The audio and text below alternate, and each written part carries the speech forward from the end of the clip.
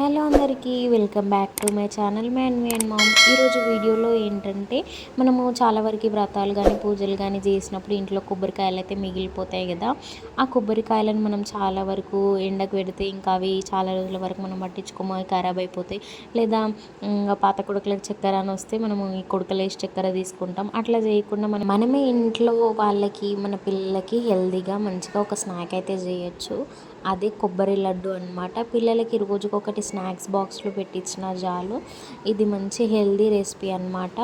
నేనైతే ఇంట్లో కొబ్బరి మిగిలిపోయినప్పుడల్లా ఇలానే చేస్తాను. మా పిల్లలు చాలా ఇష్టంగా తింటారు.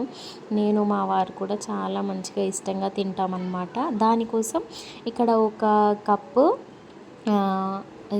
కుడకలు అయితే తీసుకున్నాను అనమాట. అవైతే మంచిగా మిక్సీ అయితే పట్టుకోవాలి. నేను ఈ పెద్ద టిఫిన్లో కుడకలు అయితే తీసుకున్నాను. ఇంకొక చిన్న కప్లో అయితే నేను బెల్లం అయితే తీసుకున్నాను అనమాట తరిగి. అంటే కొంచెం బెల్లం తక్కువగానే ఉంటే బాగుంటుంది, లేకపోతే మరీ స్వీట్ తినలేమన్నమాట. అందుకే కొంచెం తక్కువ వేసుకుంటే సరిపోతుంది అనమాట. ఇప్పుడు మంచిగా అది కొబ్బరి మిక్సీ పట్టుకోవాలి. కొంచెం బరకగా పట్టుకోవాలన్నమాట, మరీ మెత్తగా పట్టకూడదు.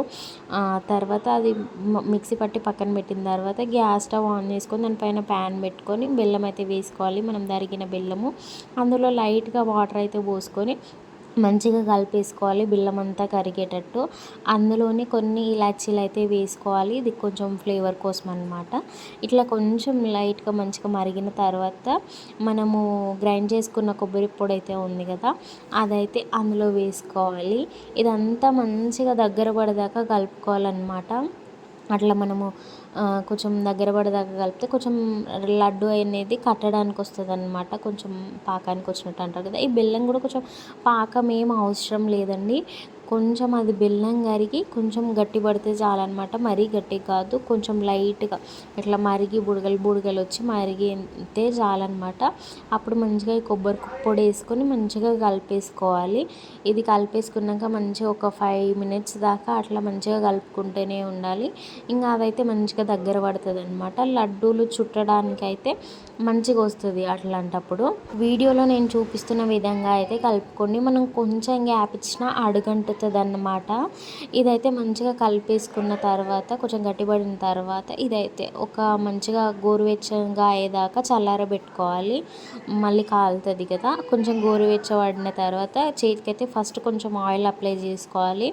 ఆయిల్ అప్లై చేసుకున్న తర్వాత మంచిగా లడ్డూలు అయితే జుట్టేసుకోవాలన్నమాట.